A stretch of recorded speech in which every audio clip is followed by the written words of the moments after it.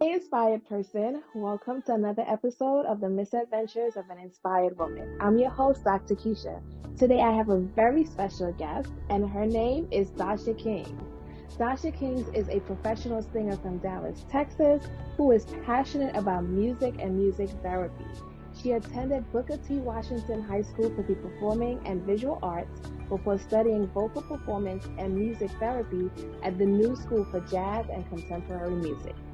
Dacia has performed with the Dallas Symphony Pops Orchestra and conducted music therapy sessions in over 15 hospitals and rehab centers.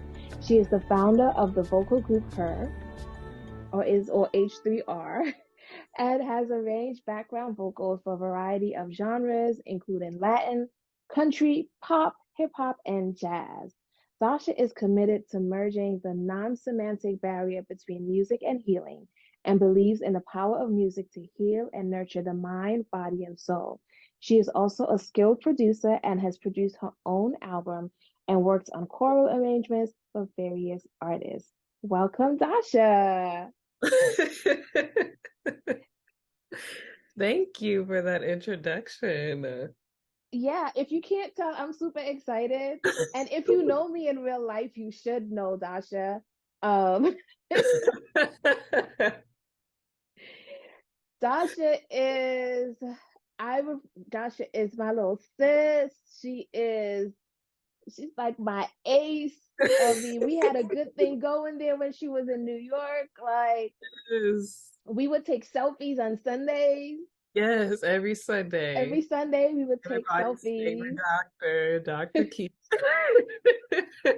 And then whenever I had Cold Brunch, she would just be my social media manager for the day. And That's, then she left me. but I had to go. I I had, know you had to go. I wanted you to go, probably more than you know. yeah. Um, but you're not here. Yeah, I haven't been back in a minute. It's been a long, Yeah. yeah. So I met Dasha. I don't know what year I met you, Dasha. You were still a student at the new school when I met you. And you were still taking your CNA classes in Texas. Yes. Oh, Cause that's way back there. yeah. So that I remember so we were in the choir together and maybe we sat next to each other that particular Sunday and you were like, well, I have to go home for the summer because I'm taking this course, but I'm a student at this school. And that's how I met you. That's when I met you. Yeah, I was taking classes so that I could learn the ropes before I got into music therapy. And well, when I ended up getting into music therapy, I didn't end up doing what I was doing for CNA, but I needed something to kind of push me in the door. So, and CNA was my way in. Okay. Okay, so let's start. There's so much we can tell about your story. There's so many stories within your story. So let's just start where I started, where you left me. Um, so let's start there. You were in New York. Talk about all the jobs you had, all the things you had going on when COVID hit. So I was working at Starbucks. I would work there from opening shift, so opening the doors all the way to like noon, and then I would leave there and I would go teach at it's a Catholic school, Salve Regina, the Catholic school, and I would teach music to step there. And well, yeah, step, like because I don't know if a lot of people So know what you would step is. teach music and you would teach step. Yes. Okay. And I would teach there till like around 6. And then at the time I was still at the church. And so then I would go to the church and I would sing Tuesday nights. Wednesday nights would be rehearsal, Thursday would be rehearsal for the young adults ministry, and then yeah, and then work through the weekend, start all over again. Starbucks, the school church, and I was doing that. while also working on your music. Yeah, and then while also working on my music. Yes. And so that's where I wanted you to go Mm. because you were working so many hours. You were constantly stressed. You were constantly anxious. And it was hard for me to see that. Mhm. But I knew, like, why did you come to New York? I came to New York for school. Um, in 2011, I graduated from Booker T, and then I went straight to college at the new school. And then when I graduated, the goal was to teach music or to, if, my career took off singing, that I was going to go off and do that. And it, things took a turn, and I ended up just one of those situations where you're just trying to or get money and gig whenever you can, and then eventually you make it. And I thought that was what was going to happen for me. It didn't. So I would just gig on the sides, and I thought, you would see the memes where they're like, I'll rest when I'm dead. And so I thought, well, this is a good thing. I'm always tired. I'm always working. This is what I got to do. This is what I got to do to get there. And the gigs were coming less and less. And then I said, well, now I need to make money. So I started getting these jobs, these little, side jobs and things that would allow me, if I wanted to go off and do gigs, that I could do the gigs, but then at the same time, I could keep my job. And so I just got a bunch of jobs that would allow me to work, but if I needed to leave, I could leave and do the gig and come back. And so that's how I was able to sustain myself. And then I got lost in it. I literally just got lost in, okay, this is the way to go. This is what I need to do. This is what I need to do. And yeah, that's just kind of covered myself in work and stress. Yeah. When did you realize that you got lost in it? And when COVID hit and I came back home, Yeah. because then I was able to sit down for a minute and realize how tired I was, and was like, what were you actually doing? And it got so bad to the point where I couldn't even remember. People would tell me that you did this, and do you remember doing this? And I could not remember, because in that time, those years that I spent working like that, I couldn't remember. I wasn't really there. I wasn't really present. I was just doing all of these things. And I didn't realize that I had done all of these things until I came back home. And, tech slower than New York. And I just sat down and was like, what did I just do? I just had all these jobs. I put out this whole album. Like, it just couldn't even, I did that. And it's like, yes, you did that. And I'm like, wow, I don't really remember those moments. So yeah, I didn't realize Yeah. until I came back. So talk us through that decision to go back to Texas because I think you were thinking this would be temporary. Mhm. But what made you be like, I have to get out of New York? When I realized, if something happened to me, if I got sick, that I didn't have any family out there. I know now that I have a few family members out there, but I'm not that close to them to be like, hey, can you come and see me at the hospital? If something were to happen to me.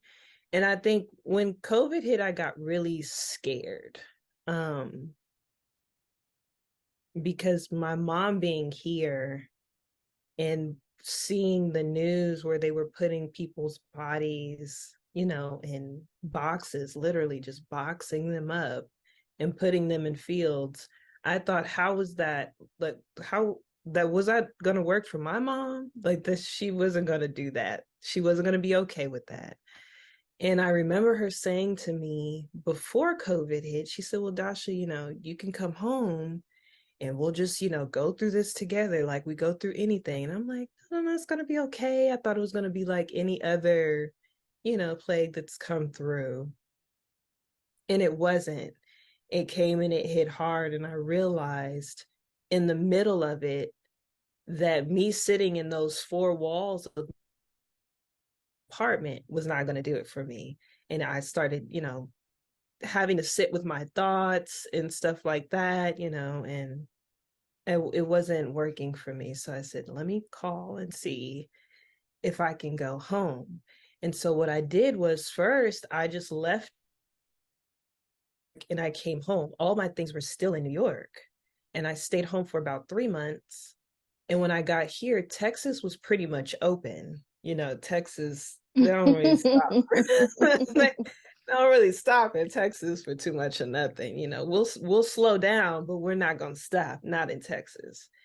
And things started picking up here in Texas. I was able to work on more music.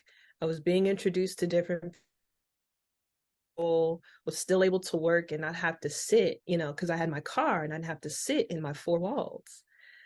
And yeah, then I was like, well, if Texas is moving and if New York never picks back up again, at least I know home, I'm good here. So I ended up just going back to get my things. I sent, packed all my things in one of those orange boxes and shipped it back on a truck and yeah, came back. So it was only supposed to be temporary. But had things not picked up here and had it been, had I don't have to work as hard as I did in New York. Like I have one job, you know, I can pick something up on the side, but I'm less tired. I'm able to pay more attention to the moments that actually, matter. I have family here, so those are the things that as I'm getting older, I realize matter to me the most. So yeah, I said, it was hard watching you work so hard. Um, and I think once you got to Texas and you were like, well, I'm coming back, and I was just kind of like, I don't. And I don't know if I even said that to you because a lot of times I just kind of like to let you be. I mean, sometimes I give it to you. Sometimes, Sometimes. oh, Dasha, you don't know how many times I just be like, let the girl live. I mean, every time I'm on the phone, Doctor, you need to get it together. This is what you should be doing. And and like the sweetest voice, but like you need to get it together. I feel like those aren't words that I use, but I think that's the sentiment that you get.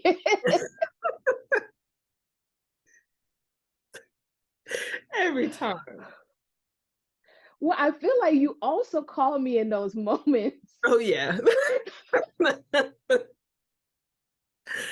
I think one time I was in a parking lot and I was like, Keisha, I'm working for television now.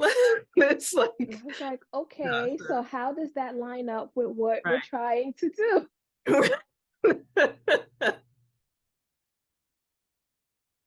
I mean, and part of it is that you are super hard on yourself. So when you do veer off, I'm like, okay, but then you beat yourself up. So I got to figure out how to balance the, okay, you kind of right, but let yourself live, Yeah. right? And so our conversations are great. One day we'll record it for y'all to hear. Maybe not, because Dasha just she be going through it, and I'll be like, Tasha, what are we doing? What are we gonna do? Yes, especially around my birthday. And I was like, Oh, okay. I was gonna bring that up. You had a yeah. big birthday. You had a big birthday pass recently. And approaching that birthday, Mhm. what was it? What was this angst? It was like I felt like I should have been further along. I did feel like I took a like a large leap back. Um because I wasn't in the hustle and bustle of New York, that I just felt like I wasn't doing anything for a moment. And forgetting, that's my problem. I forget all the things that I have done, and then I look at all the things that I haven't done, and I'm like, this isn't it. Like, I need to be doing this, this, and this, and this. And it's like, well, Dasha, look at what you've done. And so when my birthday was coming up, I just, I set these goals when I'm this age, or when next time this year I should be doing this. And if that is not happening, I beat myself up about it. And I'm like, well, why is this not happening for me? Forgetting that, yeah, we had those, oh, what do you call them? When we did we The cut vision out, board? yes. And we talked about, when we were doing the vision boards, about like, this may not happen as soon as you think it will happen, but you put it on here, it's going to happen sooner or later. You just have to give it time and just keep it in your view. And it's like, all of that goes out the window when my anxiety is up, when I'm stressed, when I'm tired. And Yeah. And yeah, then too, I think with you and with all of us, we set these goals and other great things happen. But if we don't hit that exact thing, we sort of like negate the other great thing, right? Somebody said something about you the other day. You probably, I'll tell you who it is, and it'll blow your mind that people pay such close attention to you. And they said that young lady that moved to Texas, I want to know what she put on her vision board. I said, oh. who moved to Texas? I lost for a minute there. I was like, who moved to Texas? And she's like, she sings. And I said, oh, yeah, Tasha. She said, because she is just thriving. Yeah. She is just, and I said to myself, I said, I have to tell her that. I said, do you know how she was freaking out the other day about turning this particular age? And I know at one point we had you talk about, I, you did the vision board, and then sometime later you had put out your full album, Yes. and so you're thriving in a lot of ways. And some of it is the language, right? You're like, yeah, things are moving in Texas. And it's like, no, you got a full-time job Mhm. that allows you to pay for things. You did get that opportunity to work on television. I'm sure you learned something from it. Um, you put out a single, you put out a country single, Yeah. right? But you just gotta lay it out in front of you. Like I said, when I met you, you were going to school at the new school and you were doing the CNA. And I showed somebody the cover from your first single the other day. Oh, you took that picture. Right. And I was like, Yeah. yeah, I was playing around with photography and I took this picture. I asked you, hey, let me take your picture because they had this installation of yellow windmills in Brooklyn, just so random. And you used one of the images for that, which is super cool. And then you put out your whole album. And I don't know how to express to you how proud I was sitting in that studio. Was that in Williamsburg? Listening to your album. And I barely remember those moments. That's how crazy it was. Yeah, yeah, yeah. And so things have been shifting and moving for you, and not in the way that you thought it would, but you're okay. Yeah. Yeah, I'm okay. I'm okay. Okay. you're okay, and you're even doing well, Mm-hmm. right? And so tell us, like, what what made you make the switch? I feel like country was there all along. I feel like you always wanted to do country. Yeah. So why now and why not before? Um, Someone told me the other day when they came to Texas to visit that they said, me being in Texas, I'm a lot more comfortable than I was when I was in New York. And so I realized when I was in New York, I was trying out different things that I saw. Yes, Mm-hmm. New York is big on house music. So I tried house music. It's big on alternative, electronic, all the things that gets people up and dancing and moving. So I tried all of those things.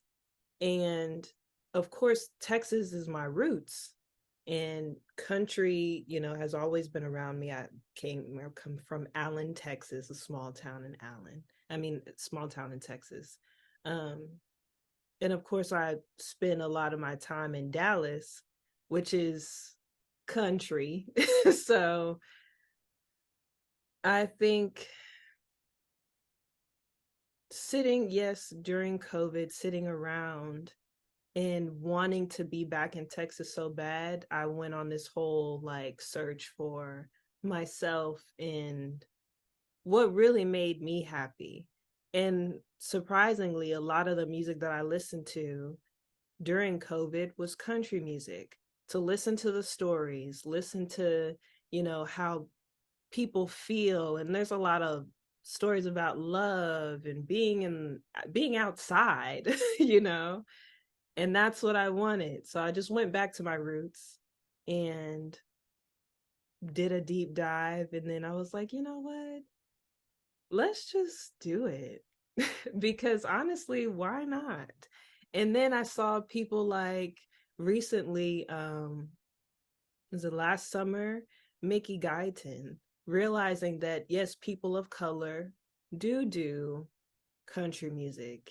Um, and just realizing yes, I don't have to feel small in country music, because I feel like if I would have taken this route 6 years ago, 7 years ago, it would not have felt the same. I probably would have walked in it very timidly. um but now I feel strong, like I feel like I have something to offer. And even having after graduating, I probably would not have felt this strong coming out of college to go into country music. I feel like now I have something to say. Like I have a story. I can share my life through country music and feel like I belong. So yeah, that's why I was like, oh, I'm gonna rebrand and we're gonna go all in and do this country music. And so your single is called Ride. What's the weird what? Tell us. Tell us what inspired the song. I was in a relationship at the time, and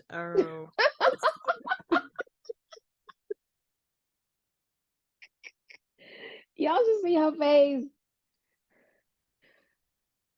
I was in a relationship, and he would come and pick me up from my apartment during COVID, and he lived by the beach. He knows exactly who I'm talking about, and Oh.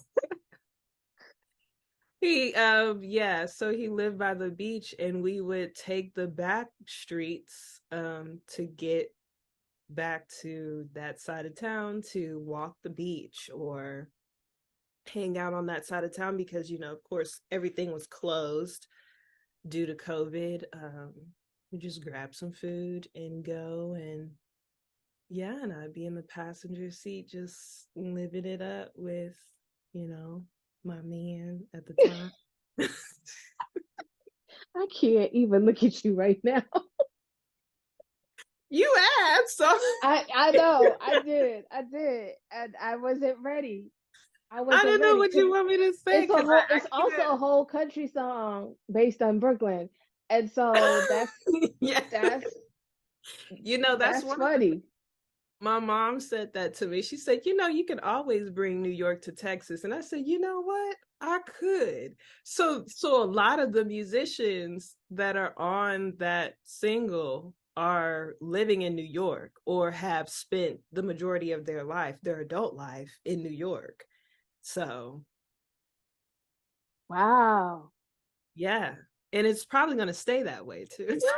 Because Yeah. I don't think I'd want to work with anyone else right Well, now. this is where I gotta be like, well, now, Dasha,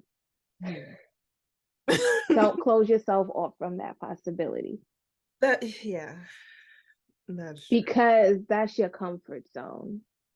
That is.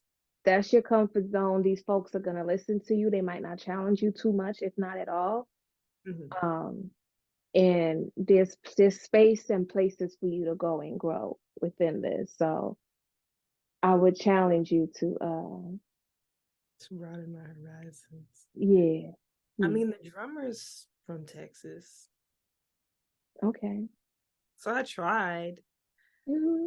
No, it's fine. This is done, but just don't be like these are the only people I'm going to be working Yeah, with. let me not. Like, Yeah, because I know I love a good authentic, you know. But right now, yeah, that's the majority of the music that I have in the vault right now that's gonna eventually be pushed out there, New York cats. Well, one of my friends, Tiger, she's from here. We went to high school together. So there's two people. yeah.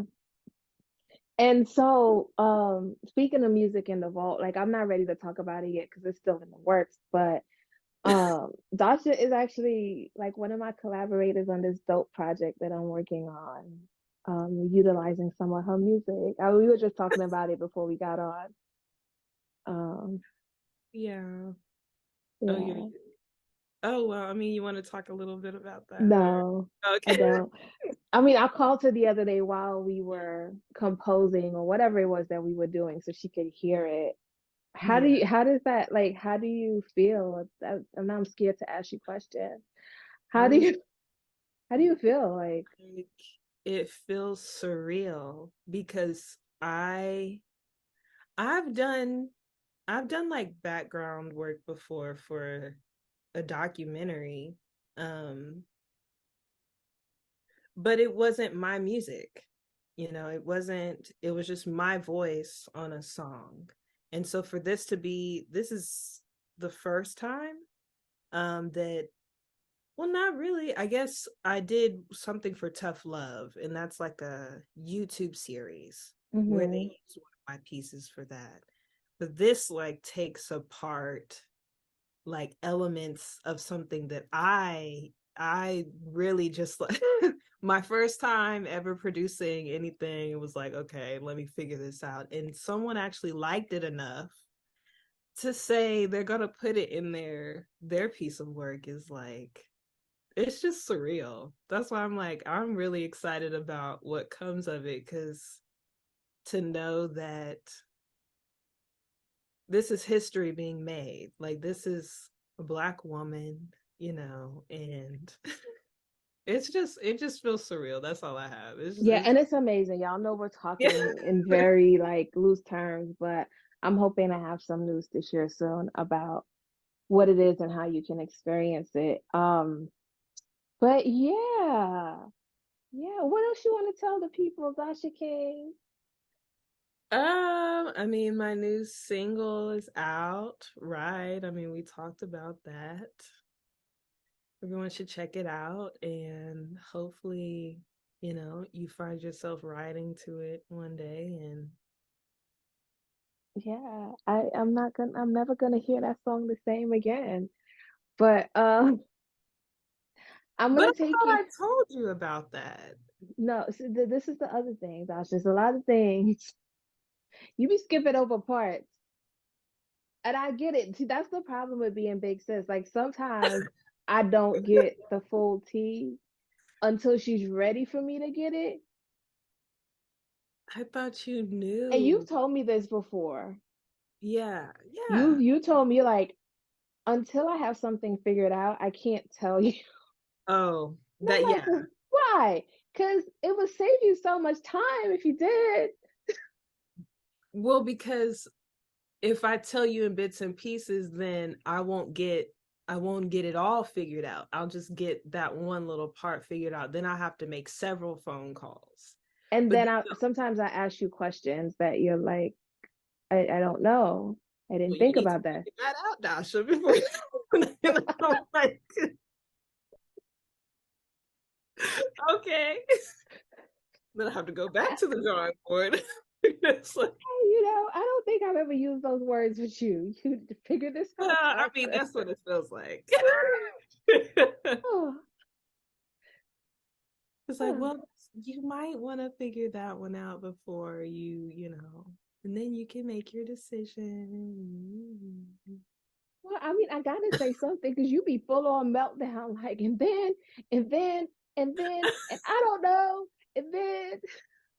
I had a meltdown the other day. And I've told you, we all have meltdowns.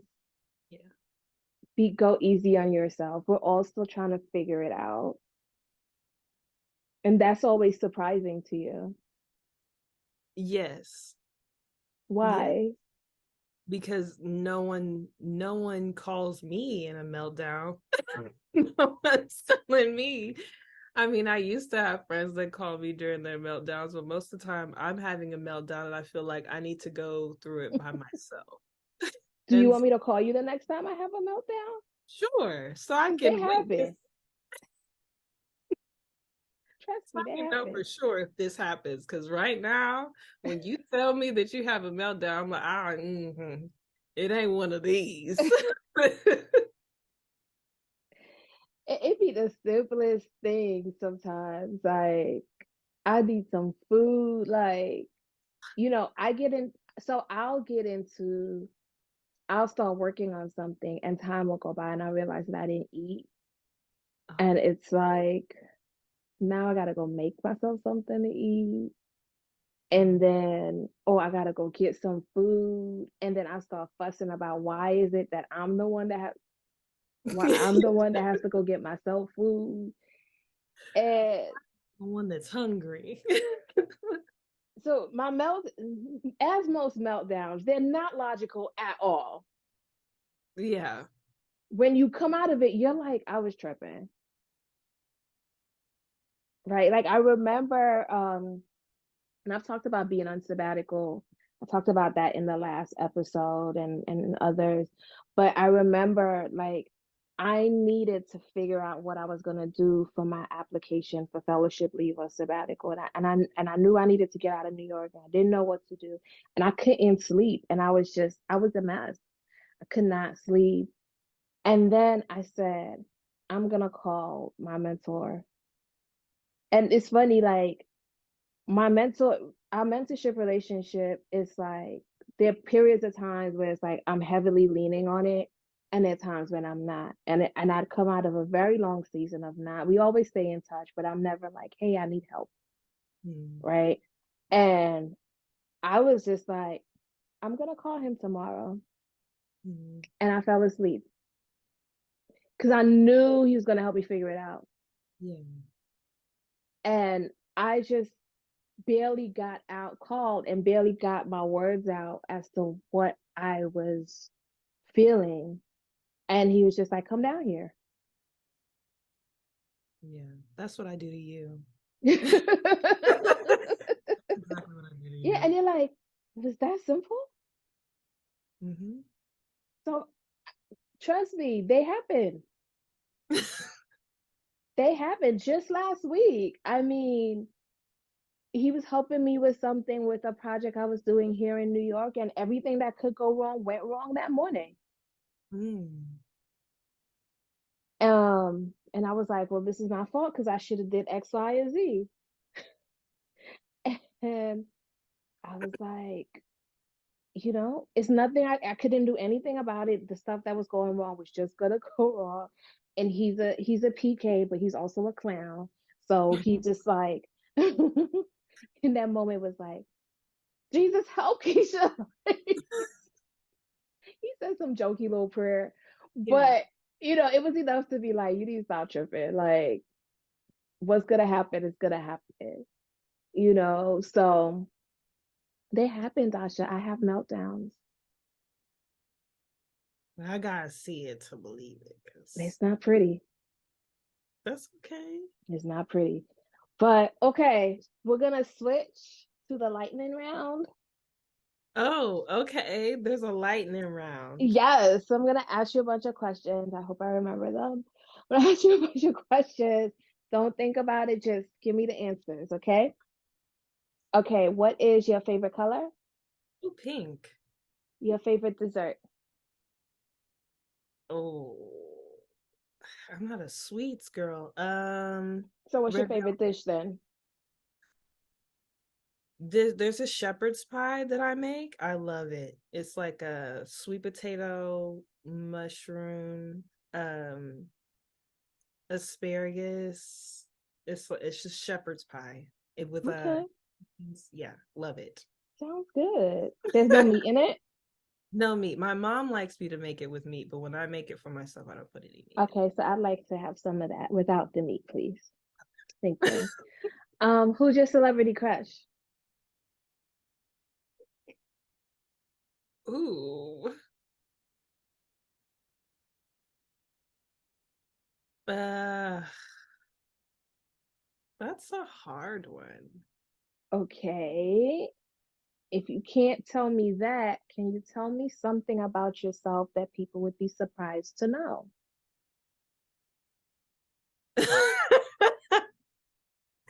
I feel like what? Well, oh man, this is I'm hard gonna to. go ahead and tell y'all she got a onesie costume that is a roach, a whole roach. Well, see, that's what I was thinking, but I was like, people probably won't be surprised about that because they probably have seen my videos about it. Well, some of these people have not seen your videos yet, Tasha. I So, really love wearing this roach costume. Um, it's like I don't know what it does to me, but it like brings a whole different type of excitement to my life. And I can just like run around in this roach costume and it's just so exciting. It's like it brings back the joy of being a kid again. yeah. But you know. And when I saw it, I was utterly amused, but as you said, not surprised because this is just who you are. But I know everybody doesn't know you like that. So, Yeah, a lot of there's people that say, part. hi Dasha, yes, I'm shy, all the But she things. also likes running around in a roach costume. Um, so you couldn't tell me the celebrity crush. What's your guilty pleasure?